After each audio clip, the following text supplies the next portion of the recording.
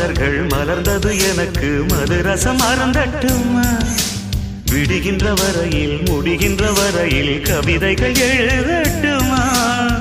முத்தம் என்ற கடலில் முத்து குளிப்போமா அழகு அழகு ஓ